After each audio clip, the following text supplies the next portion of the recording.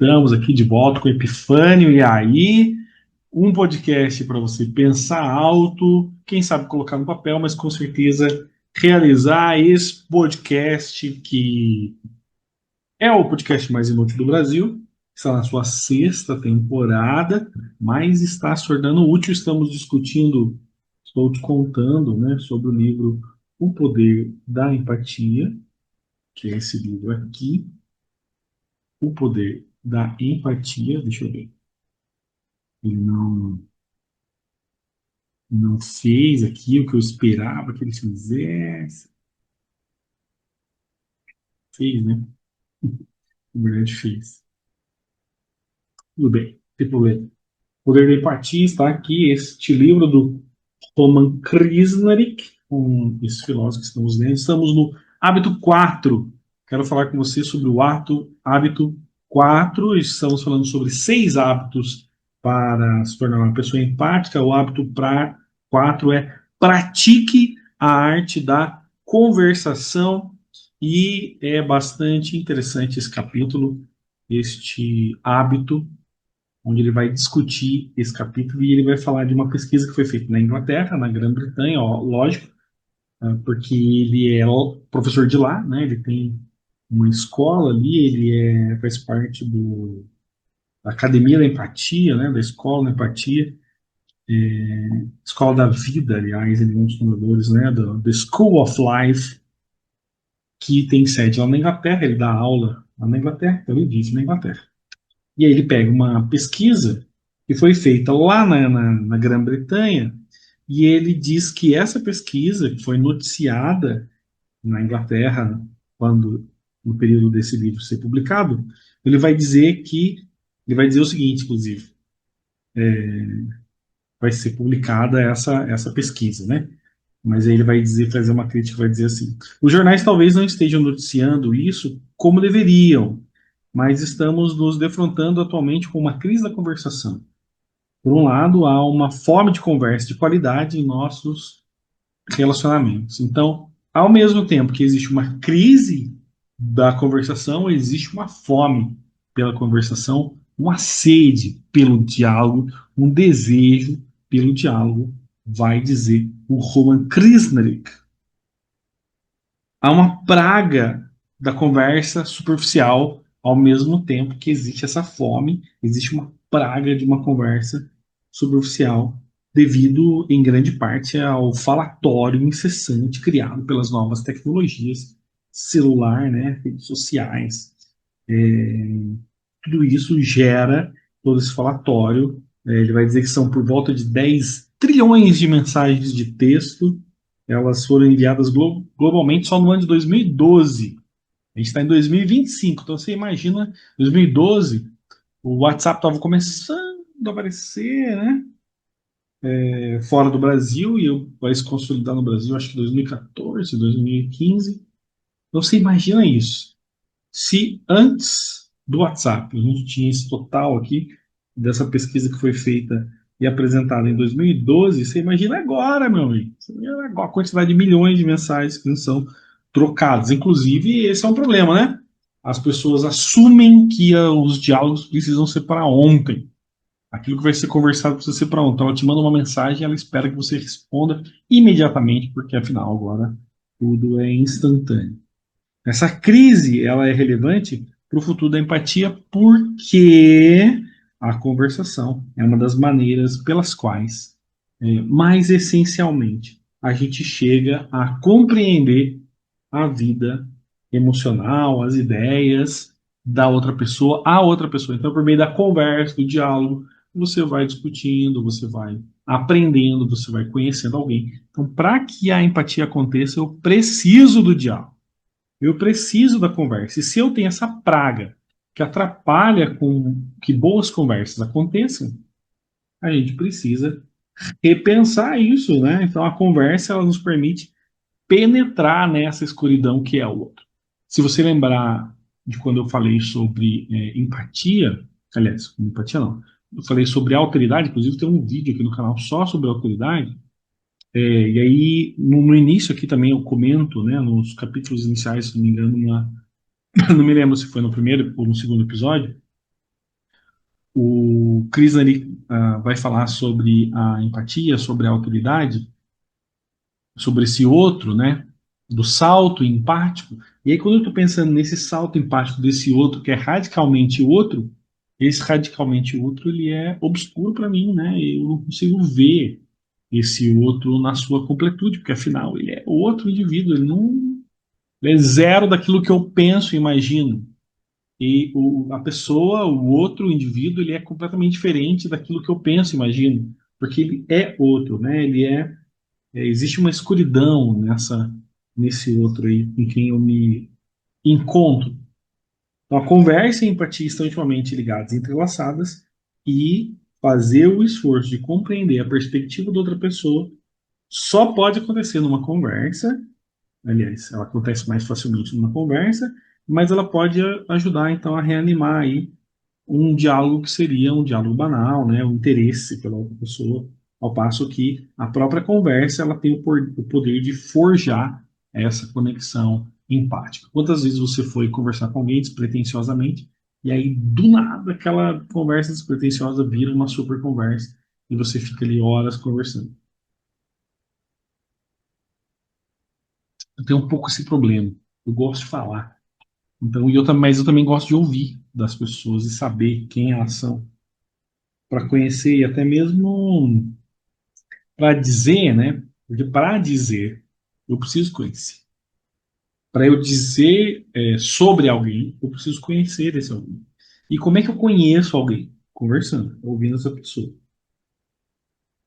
É, juntas, as pessoas podem gerar um círculo virtuoso, uma se baseando na outra e as duas se reforçando mutuamente.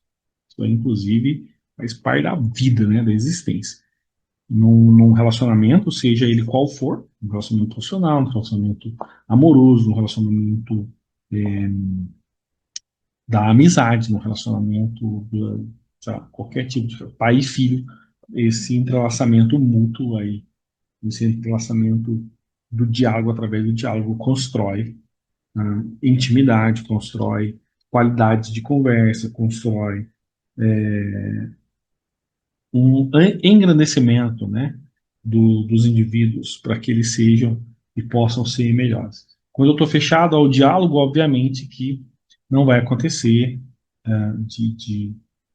de haver um crescimento, né, de haver um desenvolvimento. Para que haja um desenvolvimento, é necessário que haja entendimento, haja interesse, né?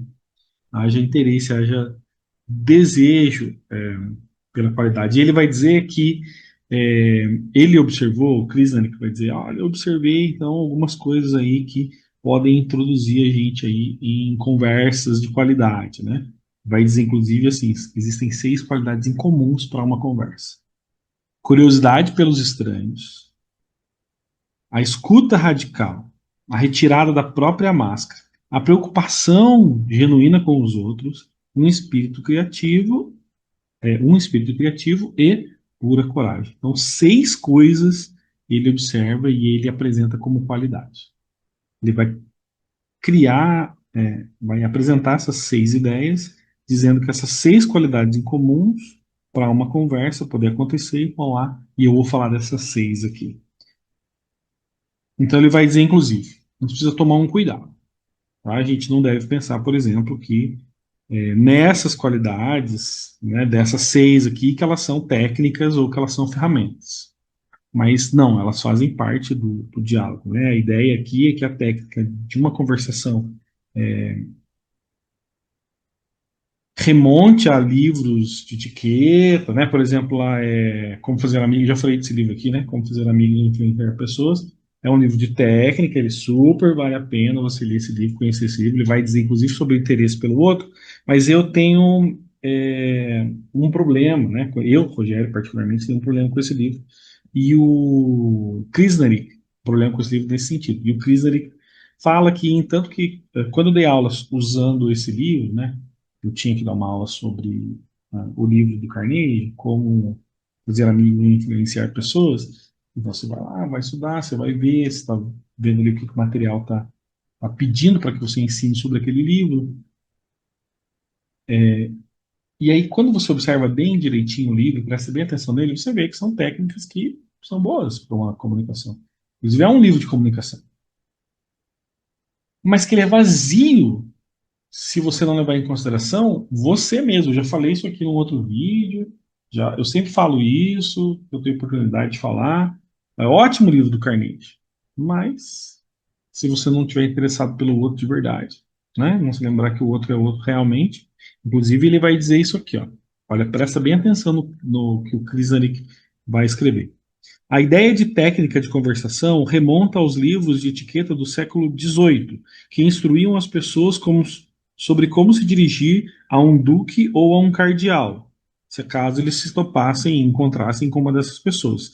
Nos anos 30, o escritor de autoajuda Dale Carnegie divulgou técnicas de comunicação no livro Como Fazer Amigos e Influenciar Pessoas. Seus conselhos incluíam sorrir muito e repetir os nomes dos interlocutores enquanto você fala, para que pensem que gosta deles e está realmente ouvindo o que eles dizem. Suas dicas e truques ainda podem ser encontrados em meios de longas ao meio de, podem ser encontrados em meio às longas prateleiras de guias de comunicação à venda hoje em dia. De fato, tanto que eu tive uma aula sobre oratória. O material, eu sou professor na rede, se você não me conhece, né? Eu sou professor na rede pública estadual de São Paulo, e o material de oratória vinha com um bimestre inteiro só com as técnicas do Carnegie.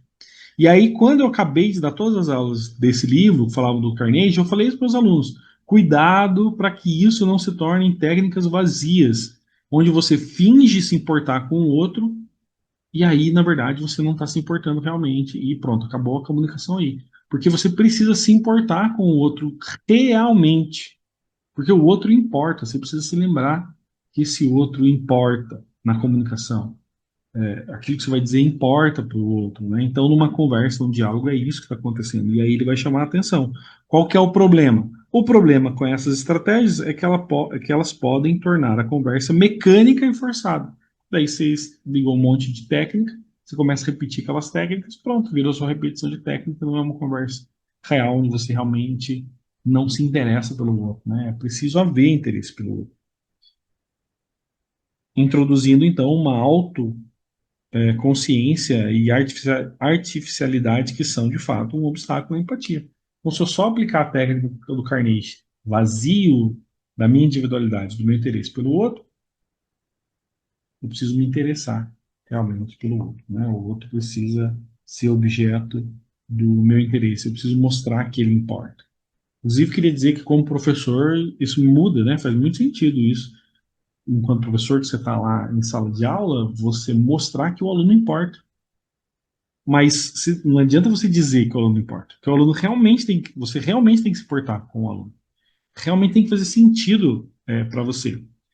Você precisa ser de verdade, né? E aí vou no último episódio, depois que eu falar tudo isso aqui, eu quero pegar essas ideias e trazer para você, só pensando em educação. Mas já quero pontuar isso. Então você precisa pensar essas técnicas, essa questão da empatia, não só como uma técnica, mas você precisa pensar de fato que importa esse aluno, que esse aluno que está lá te ouvindo, no caso que eu estou falando de escola, né?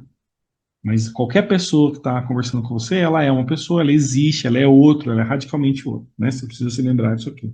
Então, em vez de pensar sobre a conversa como uma técnica, pessoas extremamente empáticas, elas tendem a vê-las como um artesanato. Artesanatos, então, vão exigir um elemento aí, de uma certa proeza técnica, de uma prática, para você poder executar, mas elas também oferecem um campo para a nossa criatividade, a nossa personalidade e a nossa espontaneidade. Cada tigela que é produzida por um ceramista, ela é ligeiramente diferente e reveladora de sua estética singular. Assim como cada conversa que iniciamos deveria ter seu próprio caráter e individualidade, em vez de ser constituída a partir de um conjunto de regras. Então, só pegar a conversa, pegar as regras lá do Carnegie, beleza, fiz uma conversa, fiz um monte de coisa e foi legal, mas não faz sentido. Então, quando eu vou ensinar também improvisação, por exemplo, ah, existem os princípios da improvisação, é, seis, né, que eu tenho pensado. Antes eu pensava em cinco, depois eu incluí mais um, que eu achei que, nossa, esse um aqui também faz sentido. Só que quando você vai pensar em improvisação teatral, você precisa pensar ela também nos universos. Eu penso dentro da educação, mas quando eu vou ensinar para outras pessoas que não são da educação, eu procuro pensar dentro do universo dessas pessoas, mas pensar de verdade, me importando como que essa pessoa vai usar a improvisação ali, de fato, não só porque eu quero estar em improvisação e ganhar dinheiro e tal. Ah, é legal ganhar dinheiro, né, estudando improviso, mas só que tem um negócio, eu sou apaixonado pela improvisação. Assim como eu sou apaixonado pela filosofia, sou apaixonado por ensinar, a improvisação teatral é uma paixão que eu tenho. Então, sempre que você ensina algo e faz algo de verdade, né, e entrega realmente, sem máscara, você consegue fazer melhor. Então, pense nisso. Né? Se aquilo que você está fazendo existe uma capa, né, que você está usando, um véu que você está usando, que não revela quem você é de verdade, cogite e pense em tirar esse véu. Né? Então, primeira coisa que ele vai dizer: curiosidade por estranhos. Primeira qualidade para você ter boas conversas, né? Curiosidade por estranhos. A curiosidade tinha má reputação no século XVIII. Os primeiros cristãos, como Santo Agostinho, classificavam até o século XVIII, aliás, né? Até o século XVIII. Então, a curiosidade tinha uma má reputação até o século XVIII. Agostinho vai dizer que a curiosidade é um dos três maiores pecados, ao lado do prazer carnal e do orgulho, pois ela revelava uma falta de autocontrole. Então a Eva nunca deveria ter cedido a sua curiosidade e comido aquela maçã da árvore do conhecimento. No século I, o pensador Plutarco fez algo parecido ao rotular a curiosidade como um vício, enquadrando no comportamento do abelhudo que mete o nariz onde não é chamado, nos negócios alheios. Durante o iluminismo, a curiosidade ela vai ser transformada em virtude. Ela foi considerada a força motora por trás do avanço científico e do progresso tecnológico revolucionário, revolucionários como Isaac Newton e Alexander von Humboldt eram dotados de uma curiosidade saudável, um desejo de saber que lhes permitia ver além das ideias convencionais e fazer descobertas extraordinárias. Curiosidade com tudo. Aliás, curiosidade continua sendo valorizada nas artes, nas ciências, até hoje em dia, mas ela é limitada à nossa herança humanista, que presume que ela deveria ser aplicada a ideias, objetos e não a pessoas. Um estudo recente define a curiosidade como uma atitude exploratória com relação àquilo que não sabemos, omitido qualquer referência àqueles que não conhecemos. Então, eles não pensam nisso, né? Mas aí a gente deve ir além dessa herança iluminista e pensar que a curiosidade por outra pessoa, ela também é uma virtude e pode ser uma virtude suprema, porque ela é uma das chaves que abre a porta para nós em relação à empatia. Então, toda vez que eu ao que e a quem, né? Existe uma curiosidade, uma preocupação, né? Aquilo que eu não sei e aquilo a quem não sei. Então, eu devo direcionar minha curiosidade ao que eu não sei e a quem eu não sei. Então, dentro da filosofia, a curiosidade, pelo menos para mim, sempre foi uma coisa extremamente necessária e eu penso que a filosofia é como o sentimento da criança, em que a criança é completamente curiosa, ela quer saber das coisas, ela vai colocar o dedo na tomada, ela vai fazer coisas que ela não deveria fazer, que são extremamente ruins para sua própria segurança, mas que ela não deve perder ao longo do tempo, porque é essa curiosidade que impede que ela se mantenha no estado de saber, mas é aquele saber que o Sócrates vai dizer que na verdade é um saber ignorante, né? Ela julga saber que na verdade não sabe. O que hoje a gente chamaria de efeito Dunning-Kruger, né? Dunning-Kruger, que é a pessoa que ela não sabe, mas ela tem certeza que ela sabe sobre aquele algo e ela faz afirmações completamente absurdas sobre um conhecimento que ela não tem e que ela tem certeza que ela tem. Então, hoje a gente chama isso de efeito Dunning-Kruger, mas que já existe lá, está sendo relatada essa ação desde Sócrates, né? O Sócrates chega lá, o texto, né, de Platão lá da defesa de Sócrates, da apologia de Sócrates, chega lá, Platão descreve que Sócrates chega ao templo de Delfos para consultar o oráculo. No pórtico do oráculo está escrito: conhece-te a ti mesmo. O oráculo diz para o Sócrates que ele é o homem mais sábio de toda a Grécia, e Sócrates diz: Não, eu não sou o homem mais sábio. Como assim? E aí o oráculo então diz para ele: Por isso você é o mais sábio, porque sabe que não sabe de todas as coisas. Diferente daqueles outros ignorantes que julgam saber o que na verdade não sabem. Então, essa é a jogada da curiosidade. Eu saber que não sei e por isso quero saber. E isso vale também para as pessoas. Saber que eu não sei quem são as pessoas e por isso eu quero sabê-las. Quero saber sobre elas, quero conhecê-las. Até mesmo se eu não quiser me relacionar com alguém. Para eu não me relacionar com alguém, eu preciso conhecer esse alguém. E aí, quando eu estou falando não me relacionar, estou falando em todos os níveis. Se eu não quiser ser amigo de alguém, eu preciso conhecer alguém para dizer, não quero ser amigo dessa pessoa. Se eu, mesmo no trabalho, para eu poder fazer o julgamento, né? Bom, eu preciso trabalhar com essa pessoa, mas eu não quero manter nenhum outro relacionamento com essa pessoa, a não ser o profissional necessário para que a gente viva bem, trabalhe bem num ambiente saudável, num ambiente propício, num ambiente em que eu não estabeleça um burnout. Então, eu preciso conhecer essa pessoa para que a gente possa construir essa relação de trabalho. Há necessidade pelos estranhos. Aqui eu estou falando do ponto de vista da sua própria relação diária vivencial, né? Contatos, relações e tal. Agora, quando eu estou pensando isso extra, né? A própria vida, eu preciso ser curioso sobre as pessoas também, né? Não só aquele negócio, ai, tá frio, né? Hum, será que vai fazer calor hoje? Então, esse diálogo completamente formal, técnico, né? Como o Carnegie apresenta, mas que é vazio de profundidade, de curiosidade, de desejo de saber quem é esses estranhos, né? Quem são seus vizinhos, né?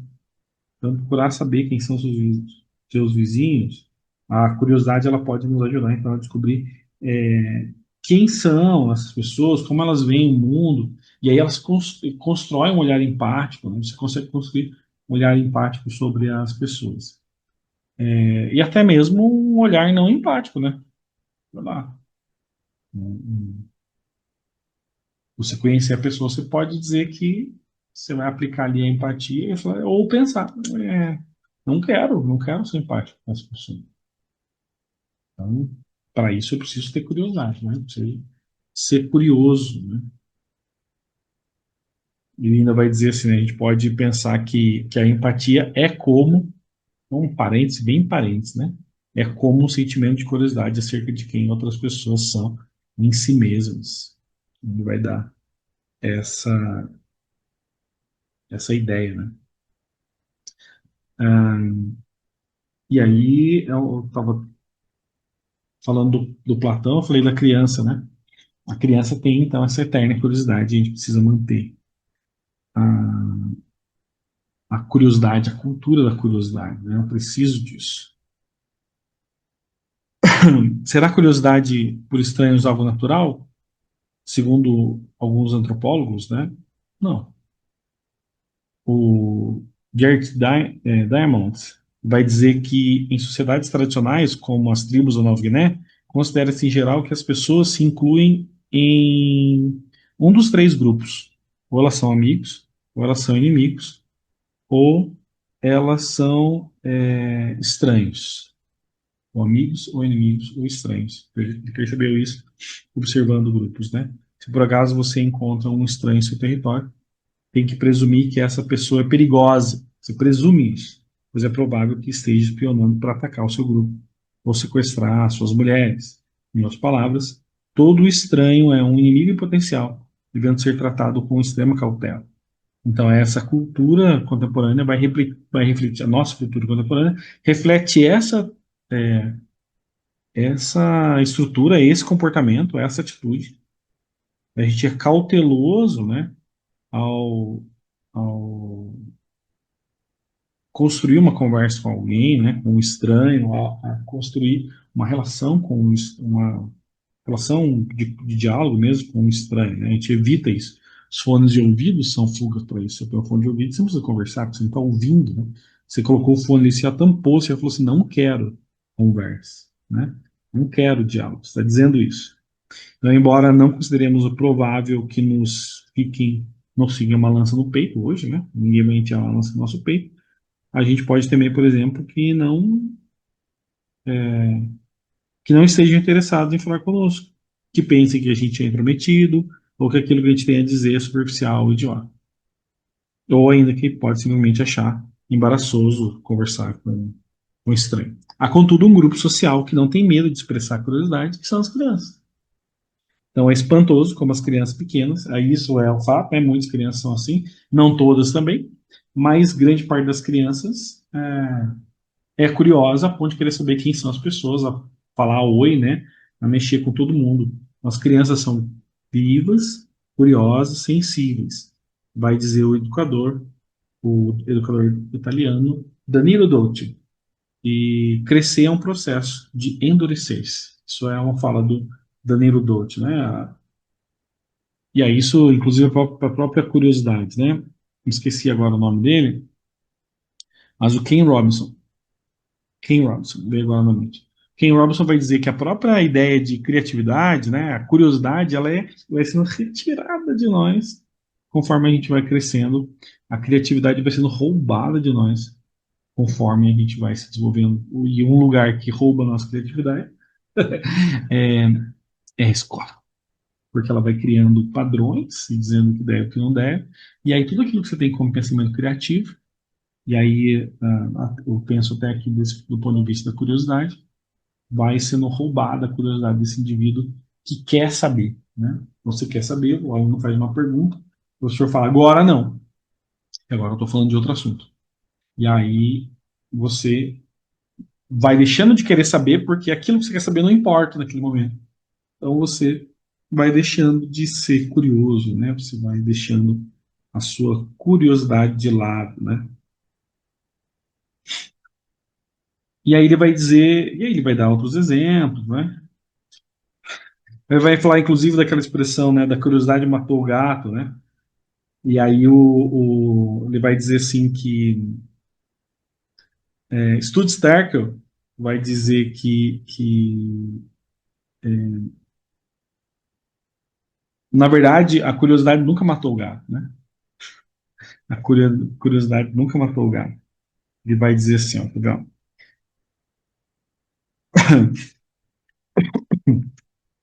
Vou achar aqui o trecho que o Terkel diz, né? O Terkel, ele vai dizer assim, eu não consegui compreender, ele está num diálogo, né, conversando com um homem, ele vai dizer que é uma pessoa que tem fome de conhecer as pessoas, então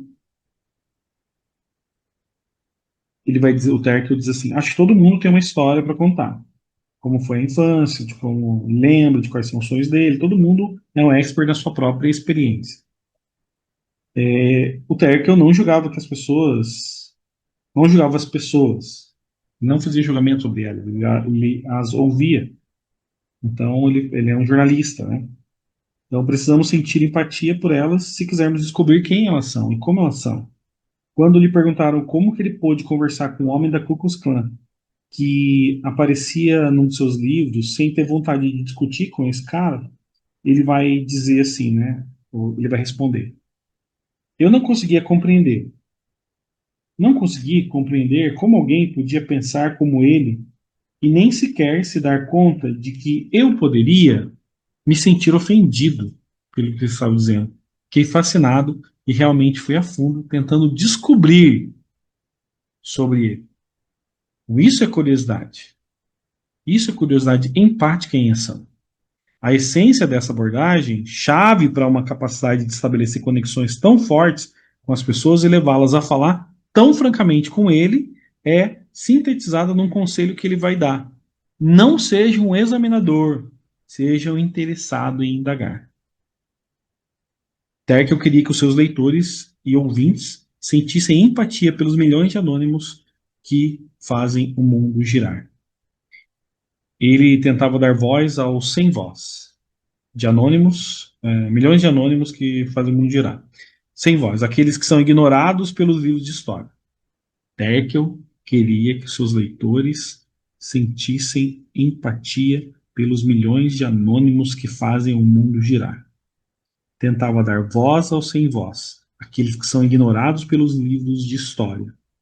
Os engraxates, os estivadores, os idosos aprisionados em asilos, os imigrantes que tentam começar uma nova vida, era perpetuamente intrigado pelas questões. Como é ser determinada pessoa? Supostamente comum, vivendo em um determinado momento da história, numa determinada circunstância. Todos nós poderíamos levar vidas mais interessantes e reduzir o déficit global de empatia se nos tornássemos um pouco mais parecidos com Studs Terkel, vai dizer o Krishnavik. Então a gente diminuiria o déficit de empatia se a gente tivesse esse comportamento de ser mais interessado pelas pessoas. E aí o Terkel vai dizer, né? Na lápide dele ele queria assim: a curiosidade nunca matou o gato. Se ainda ele estivesse conosco, o que ele sugeriria para inflamar nossa curiosidade por estranhos?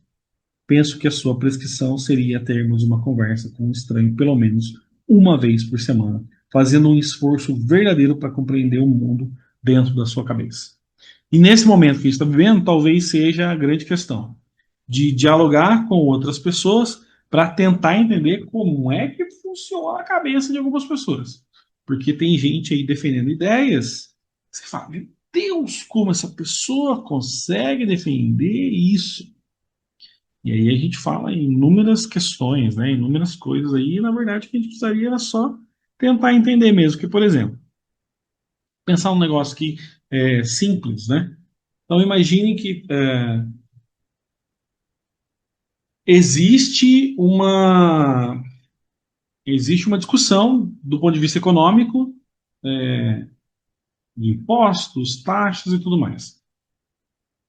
Se a gente fizer o esforço para pensar que existe uma pequena parcela que ganha muito dinheiro e que a maioria das pessoas paga mais do que essa pequena parcela, nada mais óbvio que essa pequena parcela que recebe astronomicamente muito mais pague muito mais do que essa parcela que recebe menos e acaba pagando mais. E aí o que a gente precisa pensar é, por que, tentando fazer o esforço empático, por que alguém que que é pobre, que é classe média, que proporcionalmente paga mais imposto, acredita mesmo que um super rico deixará de investir no país, abandonará o Brasil, por exemplo, se for cobrado dele mais imposto? Por quê? Então, se o cara recebe X milhões e ele vai pagar X mil por ano, e esse valor X ainda faz ele ser milionário, por que que a pessoa que está pagando mais imposto está defendendo ele? Então é um esforço empático que a gente precisa fazer. Em vez de você sair falando, porque é muito burro, e eu sei disso porque eu preciso fazer esse esforço. Tô falando por mim. Eu fico pensando, como é que pode a pessoa defender super rico? Tem que ser muito burra para defender super rico. Essa é uma fala minha. E essa é uma necessidade minha, de fazer esse esforço para tentar imaginar por que que esse estranho pensa isso. Por que que esse estranho, essa outra pessoa, pensa isso, pensa dessa forma. O que faz ela pensar dessa forma? De acreditar realmente que o super rico vai embora daquilo. Então a gente precisa pensar isso e se perguntar isso, né? É, então, ele ainda vai dizer aqui, né? Ele vai fazer um comentário ainda sobre a Susan Cain. A Susan Cain vai escrever um livro chamado O Poder dos Quietos. E aí ela vai dizer assim que são precisamente as personalidades mais introvertidas que muitas vezes se transformam em ouvintes especialmente hábeis e fazem os outros se sentirem à vontade para não os esmagar com suas forças de caráter. Elas tendem também a evitar falação superficial das festas e preferir conversas individuais, muito mais propensas a resultarem de uma discussão interessante e empática. E quando eu li esse trecho aqui, eu até fiz um grifinho assim, né, nesse pedaço, e escrevi assim: como eu me sinto numa festa. Numa festa, Rogério, particularmente, eu sou muito quieto, eu sou falador com quem eu conheço, sou bastante extrovertido com quem eu conheço, mas se eu estou num ambiente que eu não conheço, eu me calo. E eu ouço mais do que eu falo. Essa é uma característica minha. E quando eu estou em um lugar que eu não conheço as pessoas, eu prefiro muito mais conversas que me levam a um crescimento do que ficar falando bobagem. Quando eu estou num ambiente desconhecido para mim. Tá? Agora, quando eu estou num ambiente conhecido, eu relaxo, mas não que também não me permita ter conversas mais profundas e mais discussões mais interessantes do que o simples falatório, a verborragia inútil, né?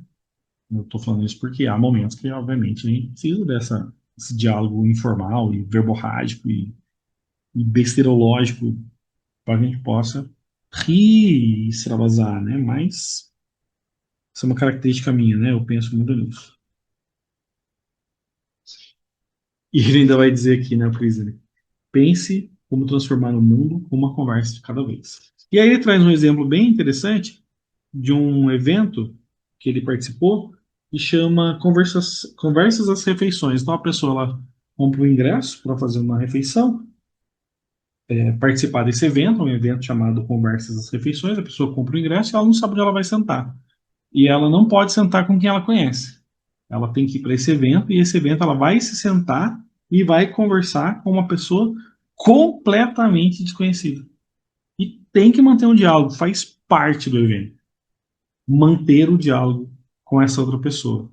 Então, existe um cardápiozinho, né, de motivadores, né, um cardápio de conversa, motivadores para aquela conversa possa fluir. Ele traz um exemplo, né, de algumas perguntas que vem no cardápio, ele diz assim, um aperitivo para a conversa, está escrito no documento. Quais, na sua experiência, são as melhores e as piores maneiras de ser bom? Foge completamente do clichê, né? Do clichê, né? Ah, e aí, tudo bem? Oi, tudo bem? Então foge completamente desse clichê. Ah, tá frio hoje, né? Ah, é? O que que você gosta de fazer? Qual a sua cor preferida? Ah, não. Então você vai seguir esse roteirinho aqui, se você tiver sem ideia, se você não souber como começar, para você fugir, inclusive, do padrão, né? Ele vai te dar algumas sugestões. Quais, na sua experiência, são as melhores e as piores maneiras de ser bom? O que você mais gosta de mudar na sua filosofia do amor? Como suas ambições afetaram sua humanidade? Olha só, pergunta profunda. Você se sente mais à vontade no passado, no presente ou pensando no futuro? O que você faz melhor, rir ou esquecer as coisas? Qual é a sua história pessoal de autoconfiança e o que essa história te ensinou? Você acha que os Você acha que podemos sentir empatia pelos animais, pelas plantas e pelo planeta? Qual é, para você, a maneira ideal de envelhecer? E quem que poderia ajudá-lo a alcançar esse ideal? Então, isso é um cardápio de conversa para que você possa escolher com a direção que vai o seu diálogo na Conversas, as Refeições, que é um evento que existe, ou que pelo menos existia,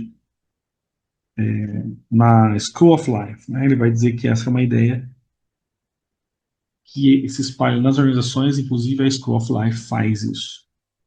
E aí ele vai falar então da segunda qualidade. Qual é essa segunda qualidade? Ele vai falar que essa segunda qualidade é a escuta radical. Então, a escuta radical é uma segunda qualidade. E aqui eu acrescentei algumas coisas. Primeiro que escuta radical para mim tem muito a ver com o palhaço, né? Um palhaço e com a improvisação. A escuta radical precisa ser é muito parecido com aquilo que faz o palhaço e se faz no improviso.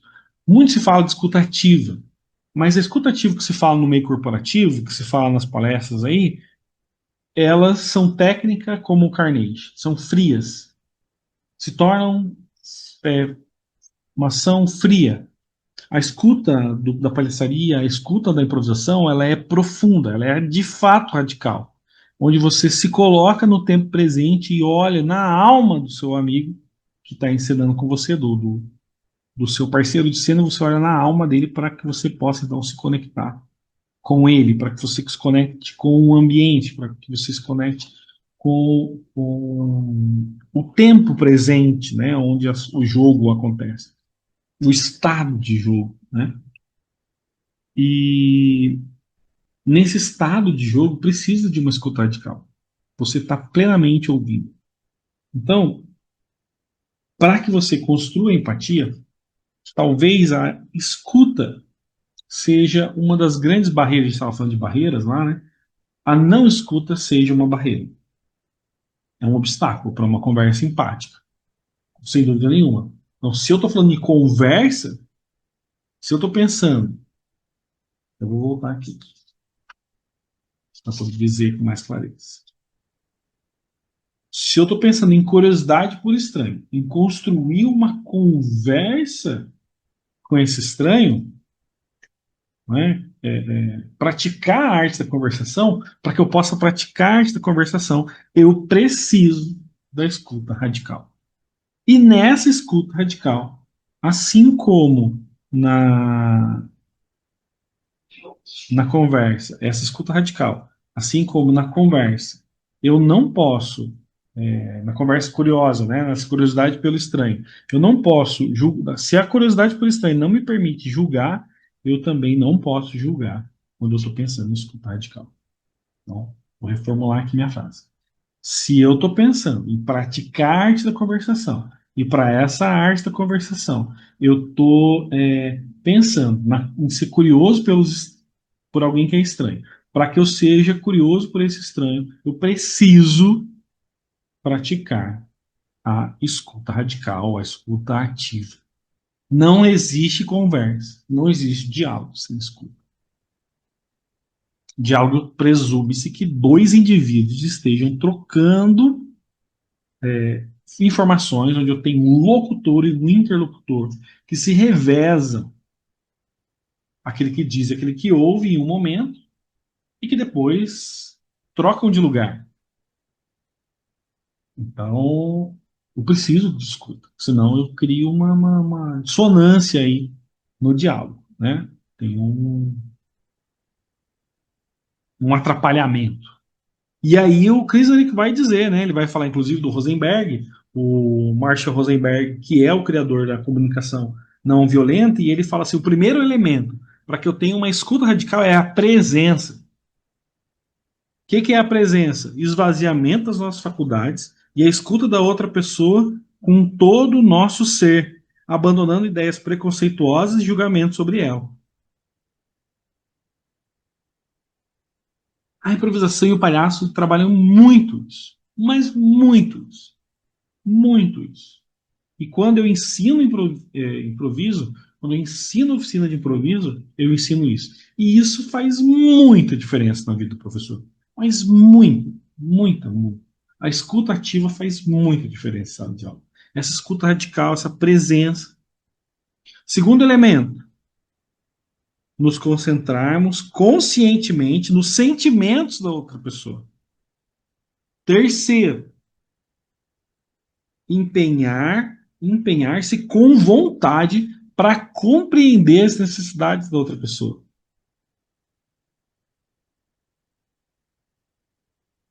Segundo Rosenberg, a principal causa do colapso da comunicação é o fracasso em compreender as necessidades de outra pessoa e o fracasso dela compreender as nossas.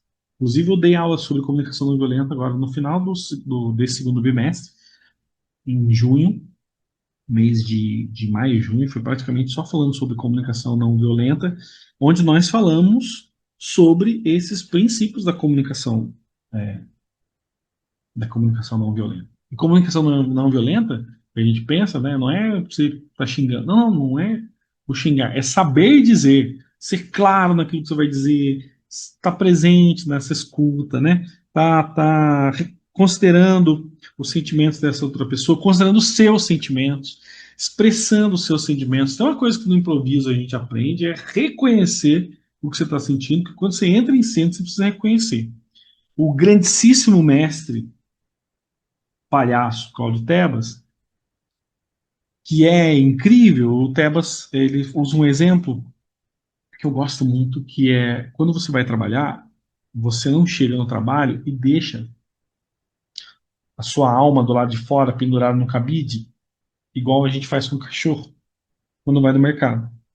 Quando você vai no mercado e o cachorro, você leva o cachorro, o mercado tem lá na portinha, deixe seu cachorro aqui. E aí a pessoa amarra lá o cachorro, ou coloca na gaiolinha, entra no mercado, faz a compra, sai. O cachorro tá lá esperando, tudo animadinho, recebe você, faz aquela festa animada e tal. Algumas pessoas, quando vão para o trabalho, fazem a mesma coisa. Vão para o trabalho, vão viver sua vida, não pessoal. Deixam as suas almas penduradas nas atividades que elas fazem. E aí, quando elas acabam suas atividades no seu trabalho e voltam, pegam sua alma tá lá. Yeah, yeah, yeah. Só que você não tá conectado com a sua alma. E aí, uma hora só, com o tempo, a sua alma vai desfalecendo. E aí, quando eu ouvi esse exemplo do Tevas, eu falei, era assim que eu me senti. Até eu entender que eu não sou dissociado da minha alma, que Rogério, precisava considerar, reconhecer o que eu sentia. Então, quando eu entrava na sala de aula, tal, que eu estava sentindo, o meu trabalho, e expressar, e dizer. Então, esse livro aqui para mim, esse trecho aqui, é muito pessoal. É muito pessoal, faz muito sentido com aquilo que eu aprendi com a palhaçaria, faz muito sentido com aquilo que eu aprendi com a improvisação teatral, e faz muito sentido com aquilo que eu passei a fazer em sala de aula. Então, esse livro eu li ano passado, né? 2024. Comecei a ler em 2023, terminei em 2024. Só que a improvisação eu já tinha conhecido lá no passado. A palhaçaria eu já tinha feito lá em 2022, a oficina de palhaçaria. Então eu já estava vivendo isso, né, 2019, 2020, 2018, 2019, 2020, 21, 22, 23. Eu já estava vivenciando essas experiências. Quando esse livro chegou na minha mão e eu li isso aqui, falei: é isso que eu estou fazendo, tá? Esse pedaço aqui para mim faz muito sentido, ele é muito pessoal. Então, qual que é o primeiro elemento? Qual que é o primeiro elemento para que eu tenha uma escuta radical? Para que haja uma escuta radical, eu preciso de presença, eu preciso me concentrar conscientemente no sentimento da outra pessoa, eu preciso me empenhar com vontade para compreender as necessidades dessa outra pessoa. Porque se eu não fizer isso, vai fracassar, inevitavelmente, vai fracassar o nosso diálogo, a nossa conversa, a nossa relação fracassará. Eu não vou compreender a outra pessoa. A outra pessoa não vai me compreender nas minhas necessidades, e nas necessidades dela, e inevitavelmente não vai existir curiosidade por esse estranho.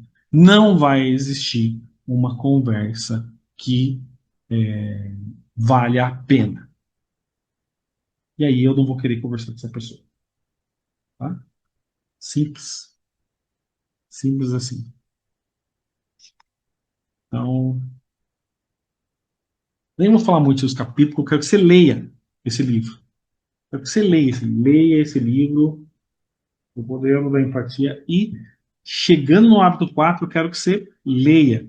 Outra coisa que me faz ser pessoal esse capítulo, tire a sua máscara. Porque quando você. E aí isso para mim faz muito sentido, porque, por exemplo, quando você vai para a palhaçaria, você aprende a olhar para dentro da palhaçaria, mergulhar para dentro de si, porque esse é o meu entendimento. Você olha para dentro de si na palhaçaria e você mergulha para fora com o seu palhaço. Né? Você descobre o seu palhaço. E aí, quando você descobre o seu palhaço, você aprende a remover a máscara. E quando você coloca a máscara do palhaço, você de fato remove as máscaras que te colocaram, né? Que você foi obrigado a colocar ao longo da vida. Aí ele vai dizer aqui, né? O Krisner que vai dizer assim: sou inteiramente favorável à escuta empática, mas existe o perigo de transformar a escuta num culto. Abra um livro qualquer sobre técnica de comunicação e ele enfatizará repetidamente a escuta, mas não dirá quase nada sobre o oposto, que é retirar a nossa própria máscara e compartilhar parte de nós mesmos com a outra pessoa. Com frequência, agimos como os foliões de carnaval de Veneza, ocultando nossas identidades por trás de uma máscara. Contemos as nossas emoções, escondemos os nossos medos e mantemos nossa ansiedade soterrada dentro de nós. Mas as relações empáticas, elas não podem se desenvolver facilmente a menos que nos revelemos e procuremos conexão. A empatia baseia-se na troca. Se nos abrimos com outros, é muito mais provável que eles façam o mesmo conosco. E aí é onde eu digo para vocês que isso aqui funciona para mim essencial para a sala de aula. Essencial para a sala de aula. Porque quando eu passei a me abrir, a me mostrar, a tirar minha máscara dos meus alunos, os meus alunos viram quem eu era e chegaram em mim. Se chegaram a mim. Me conecto com os meus alunos. Apesar de todos os problemas que existem em uma sala de aula, apesar das dificuldades de dar aula, do aluno que atrapalha a aula, do aluno que não está prestando atenção, do aluno que prefere dormir enquanto você explica, você dizer e pôr para fora isso, mas de uma maneira empática também empática, fazendo com que ele construa a empatia com você. Aí é onde entra o Rosenberg, né, da comunicação não violenta. Não a ideia não é você diminuir o indivíduo, mas é mostrar para ele que a necessidade dele é importante, mas que você também tem uma necessidade, e essa necessidade precisa acontecer nesse ambiente que é a sala de aula. E aí, meu amigo, não há governo que tente acabar com a educação, que quando um professor constrói a relação com o aluno, e essa relação é uma relação de conexão, podem falar o que quiser. O aluno vai sentar e vai prestar atenção. Ele pode não se aprofundar, ele pode não sair de lá um filósofo, um sociólogo, um matemático, um linguista, mas ele vai lembrar. Aquilo vai entrar, alguma coisa vai entrar no coração dele. Nossa, isso eu garanto para você, com toda certeza. Toda certeza, com toda certeza, com toda certeza. Também não vou falar muito mais do que isso. Mas a vulnerabilidade é tirar a sua máscara. A vulnerabilidade até ficou meio batido, né, essa palavra da vulnerabilidade, a ideia da vulnerabilidade ficou um pouco batida. Assim como tudo, né, as pessoas conseguem destruir um monte de conceito, mas a vulnerabilidade é extremamente necessária. Mostrar que você é humano, né? Mostrar que você é humano. Agora a gente estava voltando para as aulas no replanejamento, os alunos foram fazer acolhimento, e aí um aluno falou assim, na fala dele, né? Ah, queria dar as boas-vindas para vocês, professores. A gente está ansioso, querendo voltar, a gente precisava de descanso, mas vocês também, porque a gente precisa lembrar que vocês também são pessoas que também têm sentimentos. E isso é uma fala minha de sala de aula. E eu fiquei muito orgulhoso, porque foi uma ação que eu fiz em sala de aula. E esse aluno guardou que o professor também sente. Assim como ele sente, o professor também sente. O professor também sofre, o professor também tem desejos e vontades. E que nem sempre são as mesmas do aluno, ou que nunca é a mesma do aluno. E que às vezes são. Às vezes nenhum dos dois quer estar ali na sala de aula, naquele momento. Mas precisam estar. Quando você constrói essa relação com o aluno. Vulnerabilidade e criatividade andam de mãos dadas, tá, gente? Pensa nisso. Leia esse livro. E pense nisso, que vulnerabilidade e criatividade são parceiras que andam de mão dada. E tudo isso, obviamente, vai me levar a uma preocupação com o outro. Eu vou me preocupar com esse outro indivíduo. Se eu sinto tudo isso, eu vou me preocupar com ele. É bem possível que você mostre disposição para tirar a máscara ou para ser um excelente ouvinte, mas ainda assim, adote uma abordagem autocentrada e utilitária em relação à conversa, pondo os seus interesses pessoais à frente dos de qualquer outra pessoa. Por isso que pessoas extremamente empáticas levam uma atitude de preocupação com os outros, para as conversas e se esforçam para se concentrar nos interesses, no bem-estar dele, não apenas nos seus próprios interesses. Então, acho que aqui já mata essa preocupação com o outro. Já mata, morreu aqui já. O assunto já morreu aqui, já acabou. Você precisa se preocupar com o outro. Você precisa lembrar que o outro é outro e ele é radicalmente outro. Não tem jeito. Não adianta você querer fazer o seu interesse valer, né? Então, se, se eu quero uma conversa de qualidade, eu vou ter curiosidade pelos estranhos, eu vou ter uma escuta radical, eu vou retirar minha máscara e eu vou me preocupar com o outro. Qual é o interesse do outro? Será que ele está interessado nisso que eu estou dizendo? Será que ele quer saber? Será que ele se importa? Será que isso importa para ele? A importância desse traço torna-se clara no debate sobre o chamado marketing da empatia. Durante a década passada, a empatia tornou-se um conceito popular nas indústrias de publicidade e do marketing, onde tendem a ser vistos como termo meramente instrumental. O James Borg, no seu best-seller corporativo chamado A Arte da Persuasão, ele vai descrever um exercício da empatia, em especial a arte de ler com precisão as emoções das pessoas numa conversa face a face.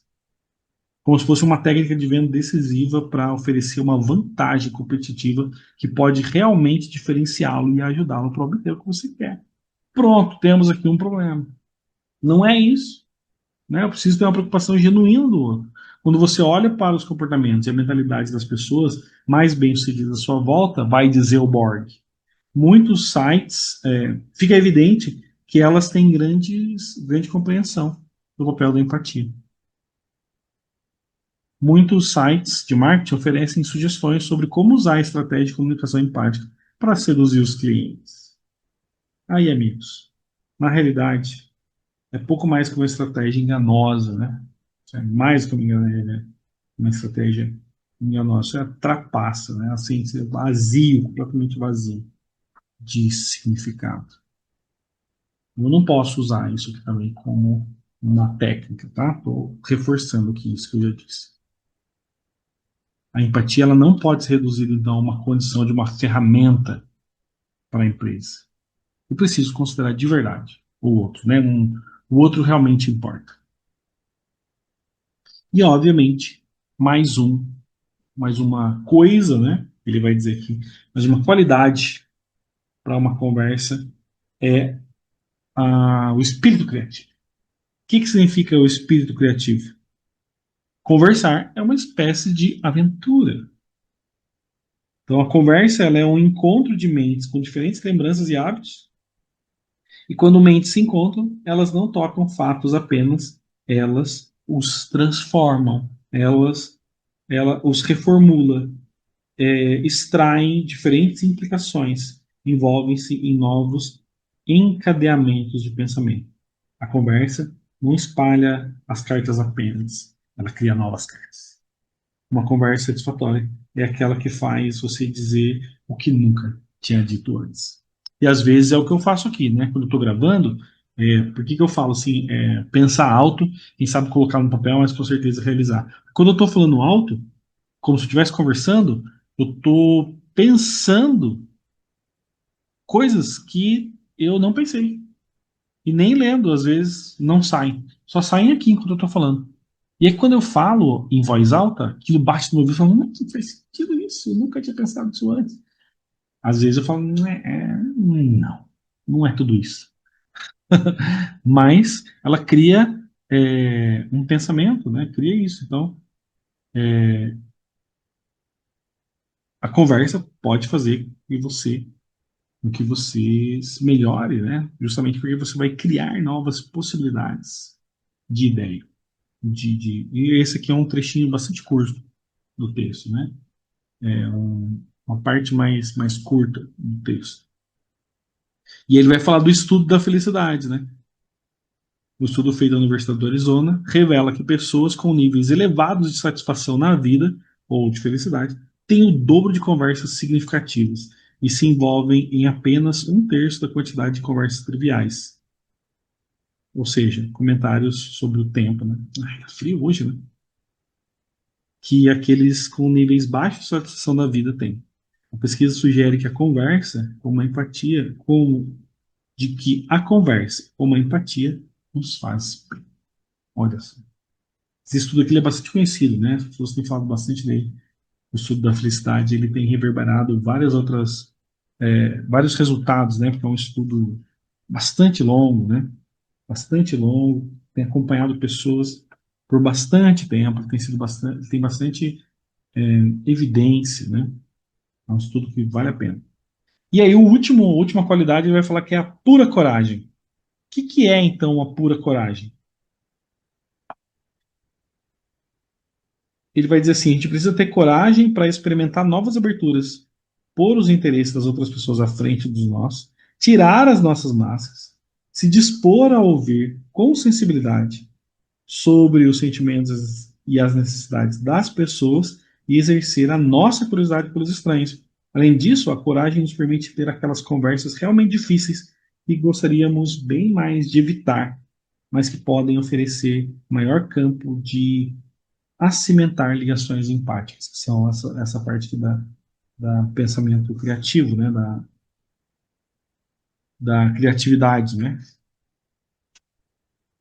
do espírito criativo.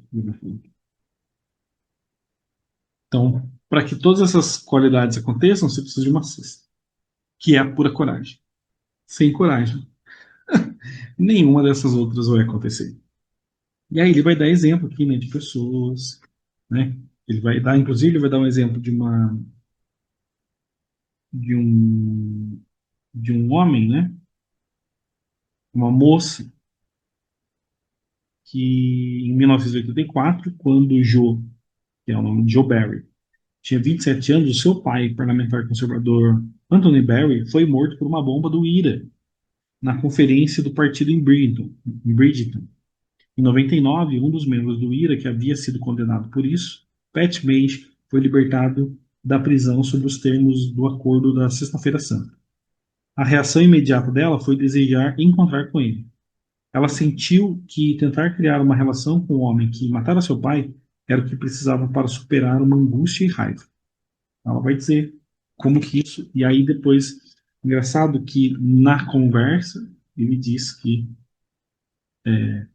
uma relação é construída aqui, né? Então as feridas se curam, né?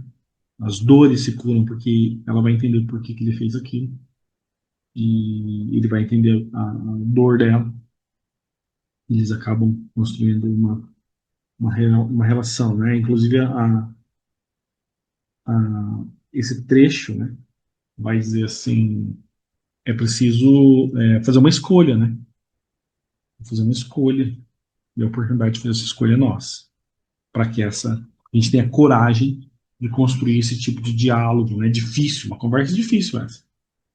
Você conversar com a pessoa que matou seu pai, né? Então, e aí ele vai então falar sobre empatia, autoempatia, né? Que é um conceito que tem surgido e ele vai se perguntar se isso realmente existe, né? Existe autoempatia, né? Tendo agora explorado então esses 6 elementos, ele vai perguntar assim: é possível reconhecer quando o simples ato de conversar com outro humano pode nos ajudar a dar o salto empático para a mente dele, né? Agora, tirar proveito disso também é algo que a gente precisa. E aí ele vai falar sobre a questão da autoempatia, né? Ele inclusive vai dizer que é complicado falar sobre autoempatia, que definir esse conceito de autoempatia é conceitualmente falho. Você não pode, não tem como você ser tem mais empatia comigo mesmo. Não, porque a empatia ela acontece com o outro, né? Então ela é falha, mas sim, né, a gente precisa obviamente pensar sobre nós, né? A gente precisa considerar os nossos sentimentos. Seria mais amor próprio, né? Inclusive, ele também vai falar de amor próprio. Seria mais amor próprio do que autoempatia. Por que que eu tô falando isso? Porque se de repente alguém falar, ah, não, a gente precisa ter mais empatia por nós mesmos. Com você que está me ouvindo aqui, não tem como eu ter empatia por mim mesmo. Eu posso ter amor próprio. Empatia é um sentimento que eu. Não é um sentimento, né? Empatia é uma construção que se estabelece com o outro, tá? É uma emoção, né? Empathos, que é, que é construída para com o outro, né? Que eu sinto para com. É, pode ser um sentimento, né? Eu acho. Eu tenho para com outra pessoa. E não um apathos, né? Uma apatia, um não sentir, né? Em relação a outra pessoa. Então, se eu tenho uma apatia, significa que eu estou desconectado, que eu não me importo com o que o outro está sentindo. Agora, se eu tenho empatia, eu estou conectado, eu me importo com o que o outro está sentindo. Então, quando eu faço isso comigo mesmo, é amor próprio, né? E não empatia ou apatia. Muito bem, estamos caminhando para o final. Esse já é o penúltimo, antepenúltimo, né? Falta ainda o hábito 5, o hábito 6, mas. E aí ele tem uma conclusão aqui também, né? Ele vai. Não finaliza no hábito 6 aqui o livro. Não, finaliza o livro no hábito 6. Então, estamos aqui nos encaminhando para o final. Faltam aqui mais dois capítulos para. Dois hábitos para finalizarmos o livro. E eu quero que você tenha ouvido, que você pense, inclusive se você quiser comentar, não esquece disso, comenta aqui, curte, né? Curte, compartilha. Eu sei que isso aqui o pessoal fala para falar no começo, né? Mas eu não consigo pensar nisso. Curte, compartilha logo no começo. Eu estou realmente absorto na discussão aqui do texto. E minha recomendação é leia.